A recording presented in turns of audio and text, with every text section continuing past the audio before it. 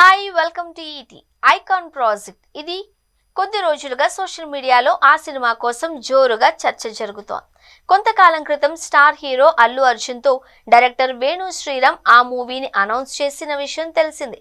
Shri Venkateswara creations banner పై Dil Raju నిర్మిస్తున్నట్లు title poster ను కూడా అప్పట్లో మేకర్స్ రిలీజ్ చేశారు. కానీ ఆ తర్వాత ఎలాంటి అప్డేట్ రాలేదు. పుష్ప సిరీస్ చిత్రాలతో అల్లు అర్జున్ 5 ఏళ్లు బిజీ అయిపోయారు. అప్పుడే ఐకాన్ స్టార్ గా మారిన ఆయన పుష్ప 2 తర్వాత ఐకాన్ మూవీ చేస్తారు అని అంతా అనుకున్నారు. కానీ బన్నీ ఇప్పుడు అట్లీ మూవీ చేస్తున్నారు. దీంతో ఐకాన్ ప్రాజెక్ట్ ఆగిపోయింది అని అనుకున్నారు. ఇంతలో దిల్ రాజు కీలక ప్రకటన చేశారు. ఐకాన్ సినిమాను అల్లు అర్జున్ చేయరు అని, మరో స్టార్ హీరోతో రూపొందిస్తాము అని ఆయన తెలిపారు. ఇటీవల వేణు శ్రీరామ్ కూడా అదే చెప్పారు.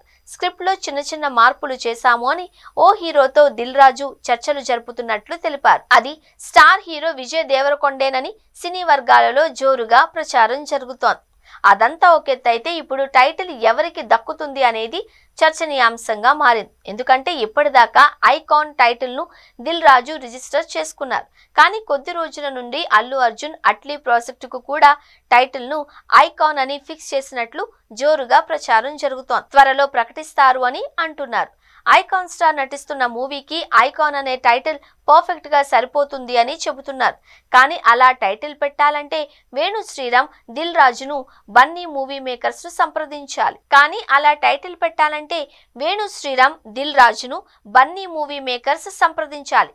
టైటిల్ కావాలి అని అడిగి తీసుకోవాలి. ఇప్పటి వరకు ఎవరూ సంప్రదించలేదు అని తెలుస్తోంది. దీంతో వేరే టైటిల్ ను పరిశీలిస్తున్నారు అని టాక్ వినిపిస్తోంది. అదే సమయంలో అల్లు అర్జున్ అడిగితే వేణు దిల్ రాజు వెంటనే టైటిల్ ఇచ్చే అవకాశం ఉంది. ఇప్పుడు వారు మరో టైటిల్ ను వెతుక్కోవాల్సి వస్తుంది.